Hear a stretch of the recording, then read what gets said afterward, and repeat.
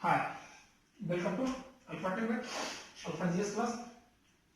तो आज हम पढ़ेंगे भारत में अंग्रेज जो है व्यापारी से, भारत में अंग्रेज व्यापारी से प्रशासक कैसे बन गए, व्यापारी से प्रशासक कैसे बन गए।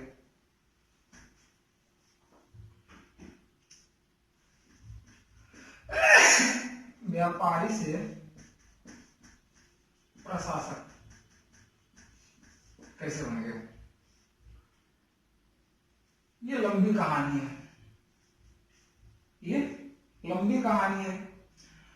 तो इस कहानी को जानने के लिए हमें बहुत सारी चीजों को जानना पड़ेगा। अंग्रेज तो इतना नहीं है कि कोई एकदम आया व्यापार करने के लिए और हमारे घर में आया, जो हम मेहमान के रूप में आया, व्यापारी के रूप में आया और वो एकदम से हमको राजा करते कि हमारे हम शासन करने, जो हमको हुकूमत करने लगा। तो ऐसा हो नहीं सकता है। तो इसलिए इसके जो है बहुत सारे कारण हैं। तो इस समय जो है पूरे वर्ल्ड में 1498 में जो पुर्तगाली यात्री वास्को डिगामा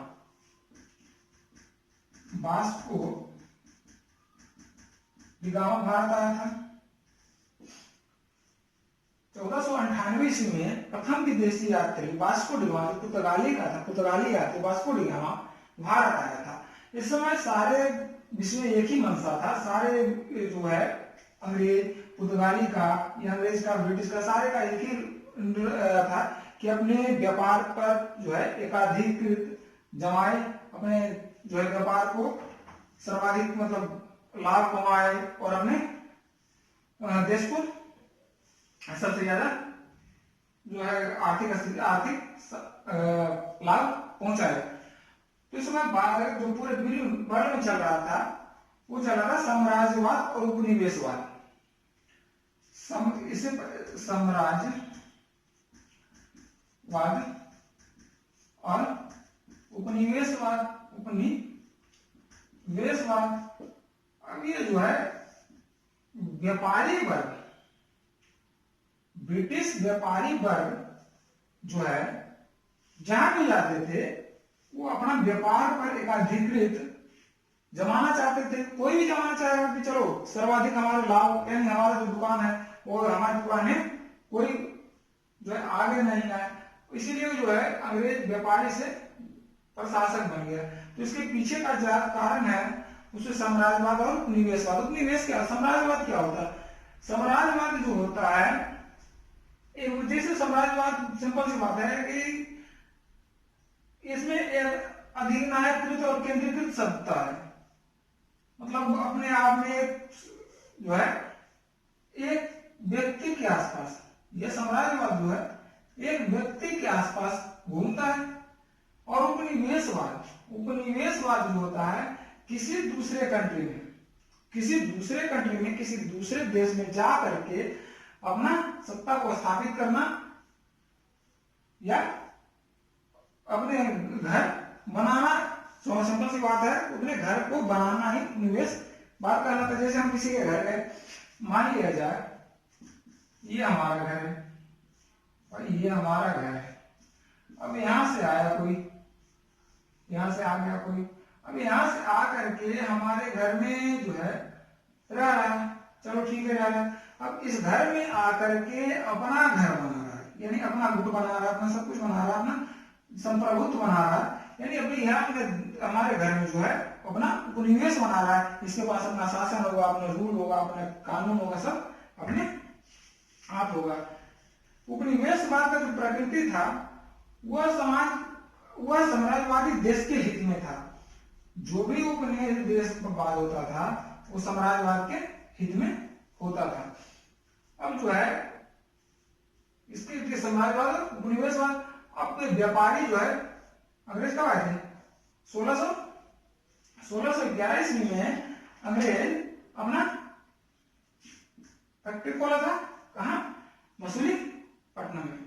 अब मसूलीपट्टनम में 1611 से लेकर के जो है 1757 तक, 1611 से लेकर के 1757 तक ब्रिटिश को ये मंशा कतई नहीं थी कि हम भारत में अपना जो है शासन बनाए, शासन करें। लेकिन जो है ऐसी क्या परिस्थिति आई, ऐसी क्या जो है स्थिति बनी कि यह व्यापारी जो है 1611 से लेके 1757 तक जो है उसकी मंशा नहीं थी, चलो ये हम व्यापार करेंगे।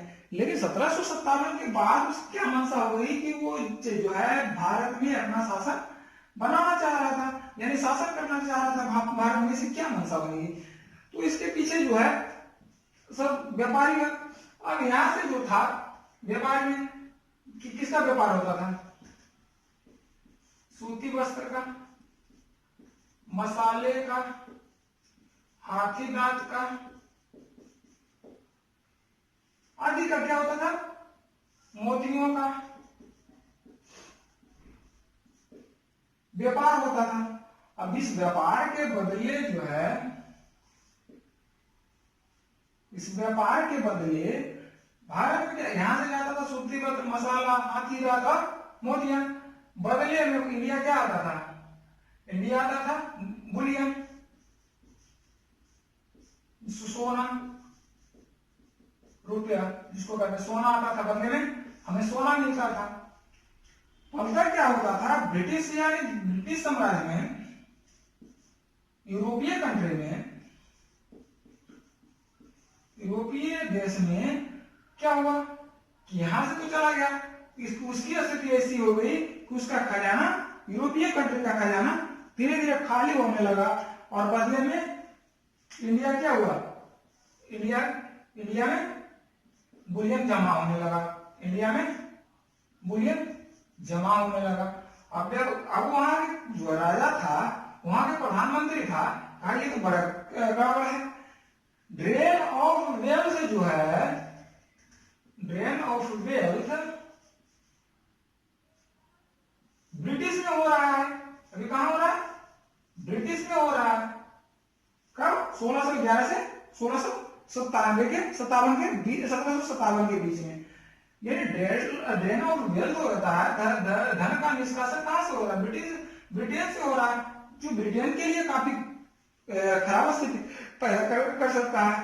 तो जो है ब्रिटेन के राजा ने सोचा कि ऐसा क्यों ना हो कि भारत से कच्चा माल आए, भारत से कच्चा माल लाया जाए और इसी को जो है भारत में फिर बना करके बेचा जाए, डबल मुनाफा। एक तो सस्ते दर पे इसको इसे खरीदेंगे, दूसरा बनाएंगे, फिर उच्च दर पर हम इसको बेचेंगे, और उसका जो होगा घरेलू उद्योग धंधे बंद हो जाएंगे। फलता क्या हुआ, यह जो है इसकी मंशा जो है व्यापारी से प्रशासक बनने में, अभी ऐसा कब संभव होगा, जब संभव होगा जब उसके व्यापार पर एक आधिपत्य होगा, जब उसकी मनमानी होगी, जब उसके सत्ता स्थापित होगा, तभी तो कर पाएगा, नहीं तो नहीं कर पाएगा। क्यों नहीं कर पाएगा, क्योंकि अगर ये बुलियन ड्रेन ऑफ वेल्थ, कोई भी राजा जो है अपने राज्य से ड्रेन ऑफ वेल्थ होने नहीं देगा, चाहे कोई भी राजा हो अपने राज्य से ड्रेन ऑफ वेल्थ नहीं होने देगा। लेकिन यह स्थिति जब व्यापार की स्थिति बन रहा था, तो भारत में मसाले, हाथी दांत, मोती और सूती वस्त्र जा रहा था, जो ब्रिटेन की मार्केट में काफी मांग था। और बदले में हमें क्या मिल रहा था, सोना मिल रहा था, बुलियन, हमारा खजाना भर रहा था और ब्रिटेन का खजाना खाली हो रहा था। भाई ये तो बहुत गड़बड़ हो रहा था।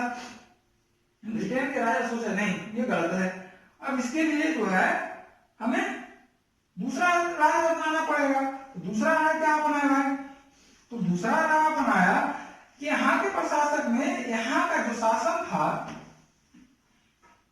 यहाँ का जो शासन था, यहाँ रियासत में बटा हुआ था, रियासतों में बटा हुआ था। यहाँ का जो शासन था रियासतों में बटा था। यहाँ तो जो होता था राजा सर्वा होता था, चाहे वो अनपढ़ हो पढ़ा लिखा हो, कोई दिक्कत नहीं है, राजा सर्वा जो कह दिया भाई वो बेस्ट है। तो इसका फायदा हो गया छोटे छोटे में राज्य, जैसे इंडिया कंट्री था, इंडिया इतना बड़ा है, इंडिया इतना बड़ा है, तो इसमें पूरा छोटा, कोई यहाँ है, कोई हैदराबाद है, हैदराबाद के निजाम है, जूनागढ़ है, दिल्ली है, इधर क्या होता है तमिल मैसूर है, कर्नाटक है, इधर क्या पंजाब है, इधर हो गया, इसी तरह से पूरा बटा हुआ था। तो बटा हुआ था तो इसका फायदा क्या हुआ, इसको फायदा उठाना चाह कि भाई अब इसको बटा हुआ है तो उसको एकीकृत किया जाए, एकीकृत करके अगर हम एकीकृत करके इसमें शासन करें तो हमारा जो है इसके व्यापार पर एकाधिकृत जमा हो जाएगा, एकाधिकृत स्थापित हो जाएगा। मतलब क्या हो जाएगा, हमें यहाँ से जो है कच्चे माल ले जाएंगे, सूती वस्त्र ले जाएंगे, मसाले ले जाएंगे, सस्ते दरों पे वहां महंगे दरों पर बेचेंगे। भारत क्या होता है, वहां से ट्रेड ऑफ वेल्थ होना ब्रिटेन से कम हो जाएगा। तो यानी जो है व्यापारी से व्यापारी प्रशासक बनने का मंशा जो है आरंभ हो गया।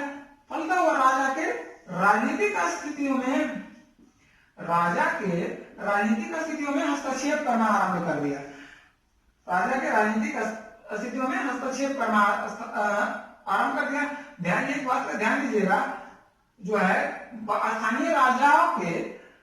स्थानीय राजा के राजनीतिक स्थिति में हस्तक्षेप, आंतरिक मामलों में हस्तक्षेप करने का शुरुआत फ्रांसीसी गवर्नर डुप्ले किया था, अंग्रेज बाद में किया था, अंग्रेज उसका अनुयायी था। यानी कि जो है फ्रांस जो पहले चाहता था, फ्रांस इधर जो है, अब देखते हैं दोषी। इस समय जो था पूरे इंडिया में दो स्थिति बन रहा था, दो स्थिति था। एक था पूरे इंडिया में, साउथ में था क्या, south Bharat, south India, north India में बंगाल प्रसिद्ध था, नॉर्थ इंडिया में बंगाल प्रसिद्ध था। अब ये जो है फ्रांसीसी जो है साउथ तक रह गए, और ये जो है ब्रिटिश अंग्रेज बंगाल में, और ये फ्रांसीसी। अब कहता है फ्रांसीसी साउथ इंडिया, अंग्रेज वेस्ट बंगाल, पश्चिम बंगाल में। तो जो है अंग्रेज, अब यहाँ है फ्रांस और अंग्रेज, यहाँ दो लोग शासन करना चाहते थे, दो लोग अपने व्यापार पर एकाधिकृत जमाना चाहते थे, और दो लोग जो है यहाँ शासन करना चाहते थे। और दो लोग तो है, कोई भी एक कंट्री में दो लोग शासन कर ही नहीं सकता, किसी एक चीज पर दो लोग शासन नहीं कर सकते हैं। तो इसके लिए जो है अंग्रेजों फ्रांस में झगड़ा हुआ, जिसमें बांडीवास की लड़ाई जो है इसका फलता साबित हुआ, और फ्रांसीसी को जो है इस लड़ाई के बाद फ्रांसीसियों को अंत कर दिया गया। और 1757 की लड़ाई में तो जब अंत हो गया तो बचा कौन, बचा अंग्रेज। तो अंग्रेज जो है 1757 में प्लासी की लड़ाई लड़कर, प्लासी की लड़ाई जीतकर, 1757 में प्लासी की लड़ाई को जीत करके भारत में जो है भारत की सत्ता का चाबी हासिल कर लिया। भारत की सत्ता का चाबी हासिल कर लिया। प्लासी की लड़ाई जो जीता वो भारत की सत्ता का चाबी साबित हुआ। अब जो कहता है एक चीज, बंगाल और साउथ इंडिया क्यों है, क्यों प्रसिद्ध था? बंगाल जो है यहाँ कृषि, और कृषि के साथ साथ यहाँ कृषि था, कृषि का उत्तम, क्योंकि यह जो है बंगाल कहाँ था, नदियों के द्वारा, गंगा नदी का डेल्टा, गंगा ब्रह्मपुत्र का सुंदरबन डेल्टा, जो भी डेल्टाई जमीन होता है काफी प्रसिद्ध होता है, काफी उपजाऊ होता है, तो कृषि के लिए उपयुक्त है। यहाँ जब डेल्टाई क्षेत्रों में वन होगा तो वन से भी हमें काफी संसाधन मिलता है। उसके बाद जो है कोयला क्षेत्र है, कोयला क्षेत्र आदि के कारण ये जो है बंगाल काफी उन्नत स्थिति में था। साउथ इंडिया में जो भी आक्रमण हुआ, साउथ इंडिया इसलिए प्रसिद्ध था कि साउथ इंडिया में जो भी आक्रमण हुआ, पहले जानते थे कि साउथ इंडिया में जो भी आक्रमण हुआ ये हिंदू कुश पर्वतमाला के थ्रू हुआ था। तो साउथ इंडिया जब भी आक्रमण से बचा हुआ है, तो आक्रमण से बचा हुआ है तो ऑटोमेटिक यहाँ एक और यहाँ जो है उतना धन का निष्कासन नहीं हुआ था, धन का निष्कासन नहीं हुआ था। और दूसरा बात मसालों का व्यापार था, तो मसाले के साथ साथ सूती वस्त्र भी यहाँ काफी उन्नत स्थिति में था। सूती वस्त्र उद्योग, ये दोनों की स्थिति में, ये भी साउथ इंडिया भी काफी उन्नत स्थिति में था। तो फ्रांसीसी जो है अपना ये चाबी जो है यहाँ ढूंढते रह गया, जबकि अंग्रेज को वो चाबी कहाँ मिल गया, बंगाल में मिल गया। यानी किसका चाबी, भारत की सत्ता का चाबी जो है फ्रांस कहाँ ढूंढता रह गया, साउथ इंडिया में, जबकि वही सत्ता की चाबी अंग्रेजों को बंगाल में मिल गया। तो 1757 का जो अंग्रेज का जो है का काल मानते हैं। पहला इसमें ध्यान दीजिएगा, अंग्रेजों को भारत में 3 स्थितियों में बांटा गया है। प्रथम अवस्था जो है 1757 प्लासी की लड़ाई से लेकर के 1813 तक। दूसरा 1813 से 1860 तक, और तीसरा 1860 से 1947 तक। ये 3 अवस्था जो है अंग्रेजों की स्थिति को मजबूत किया और कमजोर किया। उत्थान से पतन तक का कार्य जो है प्रथम 3 अवस्थाओं में अगर व्यक्त किया जाए तो प्रथम, द्वितीय और तृतीय 3 अवस्थाओं में से व्यक्त करेंगे। तो 1757 के बाद जो है 1757 प्लासी की लड़ाई के बाद, प्लासी की लड़ाई के बाद जो है एक लड़ाई लड़ी गई थी, बक्सर का लड़ाई, बक्सर का युद्ध। बक्सर का युद्ध लड़ा गया था। इसमें कौन कौन लड़ा था, इसमें शाह आलम था, मराठा था, संयुक्त सेना। इसके शाह आलम की तरह जो मराठा का है संयुक्त सेना इसको कहेंगे, संयुक्त सेना प्लस इधर से लड़ा था रॉबर्ट क्लाइव। बक्सर के युद्ध जो है इसका निर्णायक साबित हुआ, क्योंकि इसकी चाबी तो कहां मिल गई थी, प्लासी की लड़ाई के बाद जो आधा भारत जीत गया था, और बक्सर की लड़ाई के बाद जो है अंग्रेज भारत में पूर्णतः सत्ता युक्त हो गया। यानी अब अंग्रेज को उखाड़ फेंकना नामुमकिन बन गया, और भारत में अंग्रेज जो है 1865 में यह अपने आप परिपूर्ण हो गया। और लड़ाई ये जो आप भारत में व्यापारी से प्रशासक के रूप में स्थापित हो गया। तो जो है 1757 से पहला काल 1757 से 1860 में। पर इसमें क्या लक्ष्य था, पहला लक्ष्य था, इसका प्रथम अवस्था में देखेंगे कि अंग्रेजों का प्रथम लक्ष्य जो था भारत में शासन करना नहीं था, और अंग्रेजों को भारत में शासन करना लक्ष्य नहीं था। उसका प्रथम लक्ष्य था भारत से के साथ जो व्यापार हो रहा है उस पे एकाधिकृत, भारत के साथ जो व्यापार हो रहा है व्यापार में एकाधिकार स्थापित करना, भारत के साथ व्यापार एकाधिकृत प्राप्त करना। यानी एक मतलब सिर्फ हम ही व्यापार करेंगे, इसके अलावा कोई नहीं करेगा। जो भी मुनाफा होगा हमें मुनाफा होगा, इसके अलावा किसी को मुनाफा नहीं होगा। उसके दूसरा लक्ष्य था भारत की सत्ता नियंत्रण को स्थापित करना। पहला था एकाधिकार, दूसरा सत्ता को नियंत्रित करना, सत्ता को नियंत्रण करना। भाई सत्ता को नियंत्रण नहीं, जब तक सत्ता को नियंत्रण नहीं करेगा तो उसमें तो इसको कच्चा एकाधिकृत व्यापार पर स्थापित नहीं होगा। तो कच्चा माल तो कभी इधर बेचेगा कभी इधर बेचेगा। जब सत्ता स्थापित हो जाएगा तो कोई बेच भी नहीं सकता। भाई हम जो बोल दिए वही होली का है, इसके अलावा तुम कर ही नहीं सकते हो। उसके बाद इसके फलस्वरूप क्या हुआ, इसके फलस्वरूप जो ड्रेन ऑफ वेल्थ ब्रिटेन में हो रहा था, ड्रेन ऑफ वेल्थ ब्रिटेन में हो रहा था, वह ड्रेन ऑफ वेल्थ अब इंडिया में हो गया। बड़ा स्थिति है। अब इंडिया में कैसे हो गया ये देखें। कल तक जो था धन का निष्कासन कल तक का जो धन का निष्कासन था ब्रिटेन से हो रहा था, लेकिन आज जो है धन का निष्कासन कहां से हो रहा है? इंडिया से हो रहा है। यानी 1757 से 1813 के बीच जो है पूर्णतः धन का निष्कासन हुआ, पूर्ण रूपे धन का निष्कासन हुआ, धन का निष्कासन हुआ, धन का निष्कासन हुआ। यहां से जो है कच्चा माल ले जाता था ब्रिटेन, क्या होता है? विदाउट एक्सपोर्ट, ये जो है बिना निर्यात करके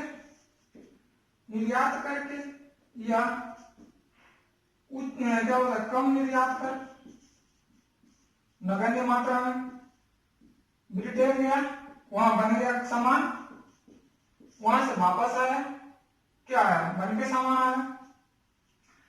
तो इस पर जो है आयात कर जो है एक्सपोर्ट टैक्स अधिक लगाया गया, बाजार में से महंगे दामों पे बेचा गया, फलतः इसके फलस्वरूप क्या हुआ? उद्योग धंधा, भारत में उद्योग धंधा समाप्त हो गया, भारत में उद्योग धंधा समाप्त हो गया। जबकि हम जानते हैं कि इस समय 1857 से 1813 के बीच का जो है ब्रिटेन में क्या चल रहा था? ब्रिटेन में औद्योगिक क्रांति चल रहा था, औद्योगिक क्रांति चल रहा था, उद्योग धंधे वहां पनप रहे थे, वहां साम्राज्यवादी पनप रहे थे, वहां पूंजीपति पनप रहे थे। फलतः क्या हुआ? यहाँ से कच्चा माल ले जाना कम रेट पे, वहां का उद्योग को और विकसित किया, और उस उद्योग से जो है वही माल, तैयार माल हमारे इंडिया आया, इंडिया आने के बाद उसे अधिक दामों पे बेचा गया, अधिक आयात कर लगाया गया। फलतः क्या हुआ?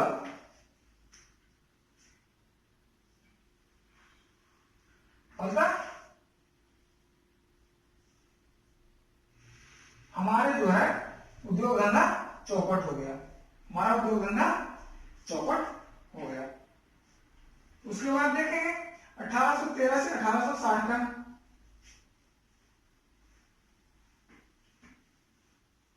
1813 से 1860 का, ये 1800 जो है 1813 से 1860 के बीच में महत्वपूर्ण था कि यहाँ जो है औद्योगिक क्रांति पूरा हो चुका था, औद्योगिक क्रांति ब्रिटेन में पूरा हो चुका था, यानी पूरा स्टेज उसका समाप्त हो चुका था। इस औद्योगिक क्रांति ने भारत और ब्रिटेन के आर्थिक संबंधों को जो है परिवर्तित कर दिया। अब ब्रिटेन जो है व्यापारी नहीं बल्कि उद्योग जनित लाभ की आवश्यकता थी। अब इसका जो है ब्रिटेन का मकसद सिर्फ लाभ जो है व्यापार करना नहीं है, अब व्यापार करना नहीं है, इसको लाभ कमाना है, लाभ कमाना है। जब लाभ कम कमाएगा, लाभ उसी को कमाएगा जब वह सस्ते दरों पर सामान खरीदेगा, मुक्त व्यापार होगा, टैक्स फ्री। टैक्स फ्री कहां हो सकता है? जहां उसकी क्या होता है सत्ता स्थापित, वही टैक्स फ्री करेगा। हम अपना सामान ले जाए, हम तो अपना टैक्स दे। आर्थिक ले और जो है आर्थिक स्थिति इसकी बढ़ने लगी, सुधरने लगी ब्रिटेन की। इसके लिए जो है 1813 के बीच में व्यापार को सुविधाजनक बनाने के लिए शिक्षा पद्धति की पश्चिमी शिक्षा पद्धति अपनाया, शिक्षा पद्धति को आरंभ किया। पश्चिमी शिक्षा पद्धति क्या थी? अंग्रेजी, इसको लॉर्ड मैकाले ने आरंभ किया था। किसके काल में? विलियम बेंटिक के काल में। दूसरा था डाक, तीसरा क्या था? रेल, तीसरा रेल। आदि सुविधाओं से लैस करके जो है व्यापार को उन्नत बनाया तथा रेल की व्यवस्था करके व्यापार की गति को तेज किया। तृतीय अवस्था 1860 से 1947, 1860 से 1947 इस बीच जो है भारत में ब्रिटेन का उपनिवेश का तृतीय अवस्था कहा गया, क्योंकि इस यहां जो था शासन, यहां ईस्ट इंडिया कंपनी के हाथों में नहीं जाके क्राउन के हाथों में चला गया, सीधे रानी के हाथों में चला गया। यहां से जो शासन है, यहां से किसके साथ हाथों में था? शासन क्राउन के हाथों में था। इसका जो है पूरा का पूरा कंट्रोलिंग महारानी करती थी। द्वितीय पूंजीपति क्या होता है, उसके शागिर्द थे, इसलिए इसको द्वितीय पूंजीपति काल भी कहा जाता है। अब इसमें औद्योगिक क्रांति जो है एक, और इसमें अमेरिका आदि में इसका उपनिवेश समाप्त हो गया था। अमेरिका में इसका उपनिवेश समाप्त हो गया था, जिससे यह क्या होता धीरे धीरे घटा होने लगा। नवीन साधनों और पेट्रोलियम का भी उपयोग किया, और जो है सत्ता का क्रूरता से प्रयोग किया, स्थानीय बंदोबस्त किया, क्रूरता से क्या बोलता है रॉ अटैक भी आया है, और बहुत सारे पूर्णतः रूप में जो है यह क्या था प्रशासक के रूप में बना हुआ था।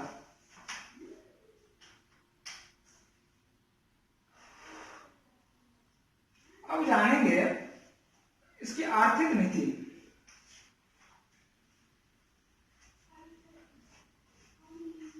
ब्रिटेन का आर्थिक नीति, ब्रिटेन का आर्थिक नीति क्या था? भारत से दोहन करना, भारत से धन का निष्कासन करना। इसका मेन रूप था धन का निष्कासन। धन का जब निष्कासन होगा तभी लाभ किसको मिलेगा? ब्रिटेन को मिलेगा। जब धन का निष्कासन होगा तभी ब्रिटेन को लाभ मिलेगा। 1867 में दादा भाई नौरोजी ने कहा था, 1867 में दादा भाई नौरोजी, ध्यान रखिएगा, दादा भाई नौरोजी ने कहा था कि ब्रिटेन भारत का खून चूस रहा है। ब्रिटेन जो है भारत से धन का निष्कासन कर रहा है, ड्रेन ऑफ वेल्थ कर रहा है, जिसका आर्थिक प्रभाव बहुत बुरा हुआ। भारत में क्या हुआ? गरीबी व्याप्त हुआ, गरीबी व्याप्त हुआ, भूखमरी, अकाल आदि की स्थिति पैदा हुआ। यानी जो है तभी तो हमारा इतना व्याप्त हुआ, तभी तो 1857 की क्रांति हुई, और जो है बहुत सारे आंदोलन हुए, और हमारा देश तब जाकर के 1947 में आजाद हुआ। अच्छा, ये चीज ध्यान रखिएगा, ध्यान देने की बात है, हमारा जो है लगभग पहला आंदोलन 711-12 में किया था। कहा से 711-12 से लेकर के 1757 तक मुस्लिम शासक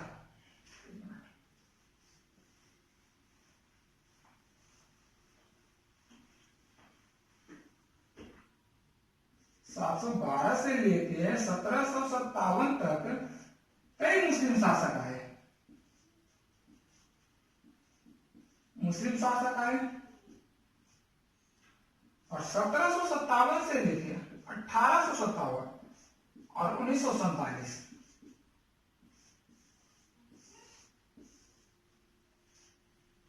प्लासी की लड़ाई, प्रथम स्वतंत्रता संग्राम,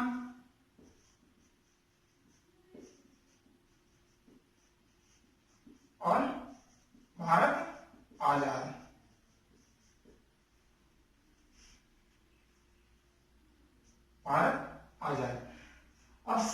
1612 से लेकर के 1757 के बीच कई मुस्लिम शासक आए, लेकिन कोई ऐसा जो है आंदोलन देखने को नहीं मिला, कोई ऐसा आंदोलन, राष्ट्रीय आंदोलन देखने को नहीं मिला, या डेट ऑफ बर्थ नहीं मिला।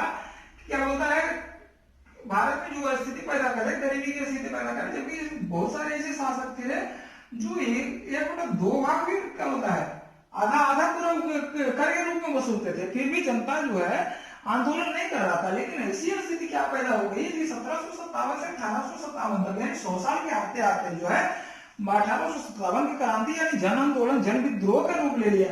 अर्थात जो है ये जो है इतना ट्रेन में सका, इतना जो है चूसा गया, धन को निष्कासन हुआ,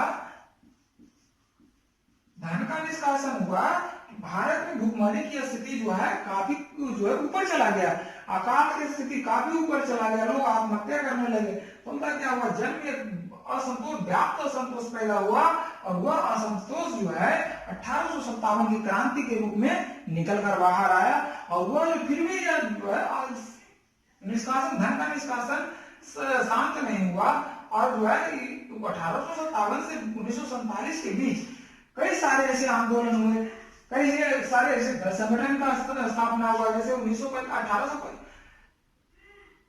1885 में कांग्रेस की स्थापना हुई।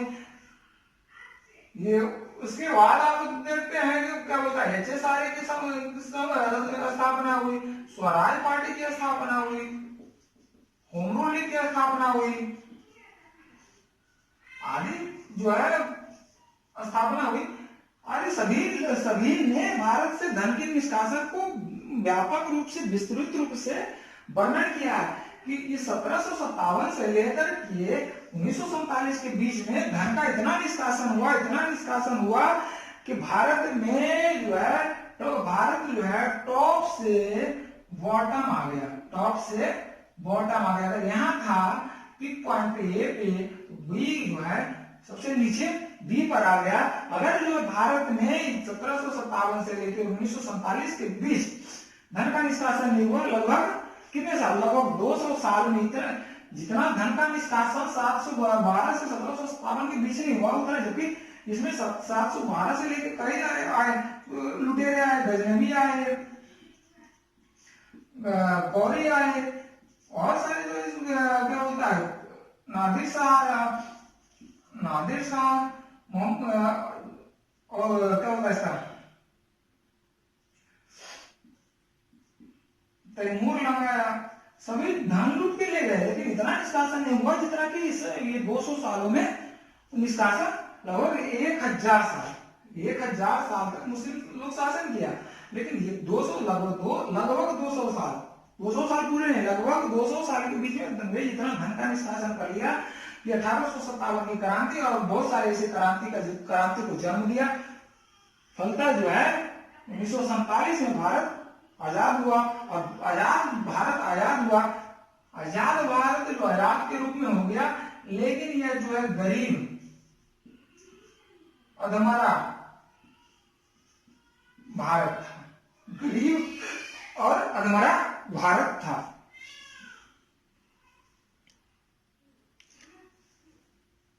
अब जो है ये तो आ गया अंग्रेज की स्थिति होगा।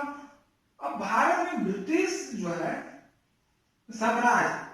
ब्रिटिश साम्राज्य का आए, वो क्या किया, कैसे धन का निष्कासन किया, किस रूप में किया, क्या लगाया, अपने फायदे के लिए क्या क्या किया, भारत की आदि हम जानेंगे।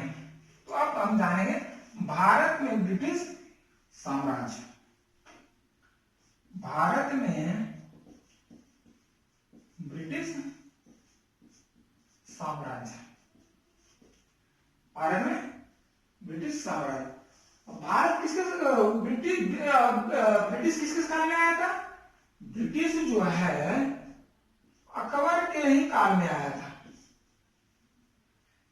अकबर के ही काल में आया था, लेकिन जहांगीर के दरबार में हाजिर हुआ। अकबर के काल में आया था, लेकिन जहांगीर के दरबार में हाजिर हुआ।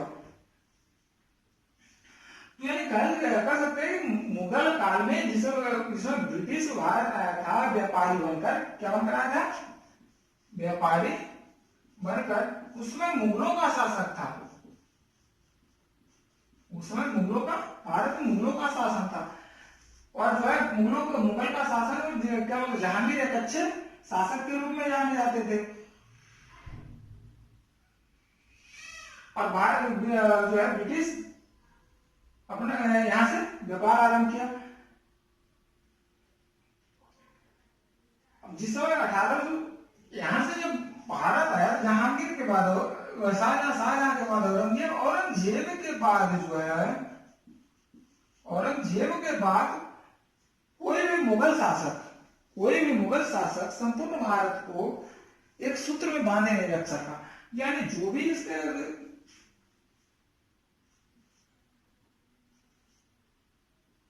उत्तराधिकारी हुए, वो कमजोर हुए। और इस कमजोर शासक वर्ग के जो है कारण भारत में क्या हुआ, अराजकता की स्थिति पैदा हुआ।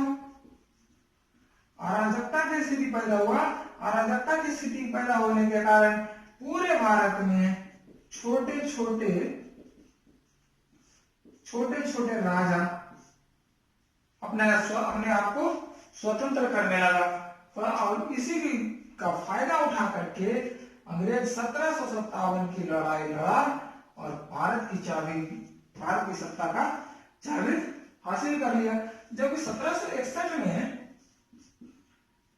आक्रमण किया था, आक्रमणकारी कौन था? 1761 में कौन आक्रमण था? अहमद शाह अब्दाली। कौन सा? अहमद शाह अब्दाली। अहमद शाह अब्दाली जो था 1761 में आक्रमण किया। और इस जो है उस समय, और मुगलों के बाद भारत में अगर सत्ता को केंद्रित करना चाहा तो मराठा करना चाहा। और ये जो है अहमद शाह अब्दाली और मराठों के बीच में पानीपत का तृतीय युद्ध हुआ, जिसमें मराठों की पराजय हुई। और मराठा शक्ति भी पूरी तरह से छीन हो गया, जिसका फायदा अंग्रेजों को मिला, क्योंकि अंग्रेज जो है इसको अंग्रेजों को रोकने वाला कोई था ही नहीं। ब्रिटिश ईस्ट इंडिया कंपनी 1600 ईस्वी में भारत में एक व्यापारी कंपनी के रूप में विकसित हुआ था। 1600 ईस्वी में ब्रिटिश ईस्ट इंडिया कंपनी की स्थापना हुई, जो व्यापारी कंपनी के रूप में विकसित हुआ। 1611 में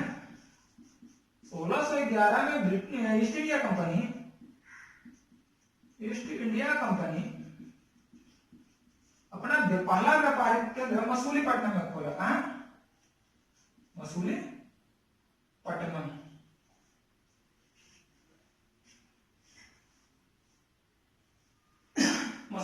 में खोला।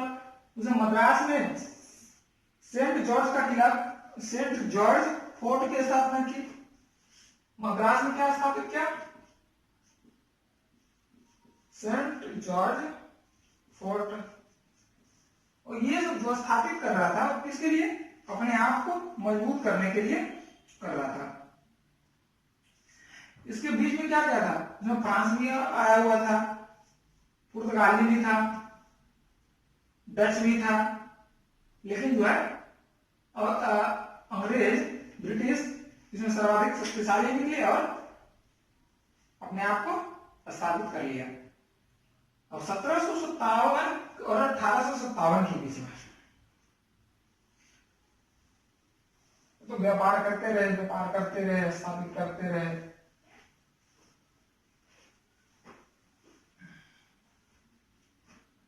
सत्रह सौ सत्तावन से 1857 के बीच इसका नीति क्या था? 1757 में प्लासी की लड़ाई जीता। 1757 में प्लासी की लड़ाई जीता। अब प्लासी की लड़ाई जीतकर अंग्रेज जो है कि अपने आप बैठ नहीं गए। 1757 प्लासी की लड़ाई जीतकर जो है अपनी जीत को बरकरार रखा, जीत को आगे बढ़ाया, जिसका फल क्या हुआ, बक्सर में मिला। बक्सर के युद्ध के बाद, बक्सर के युद्ध के बाद ब्रिटिश का कोई प्रतिद्वंदी नहीं था, ब्रिटिश साम्राज्य का कोई प्रतिद्वंदी नहीं था। इसमें वो जो है बहुत सी एक सहायक संधि की स्थापना की, इसके लिए विस्तार पूर्वक पढ़ेंगे सहायक संधि की स्थापना। उसके बाद उसके पृथक्करण की नीति, आइसोलेशन का जो है पढ़ा। इसी तरह से बहुत सारा है, तो हम उसको अगले क्लास में पढ़ेंगे। ठीक है, टाइम समाप्त हो गया।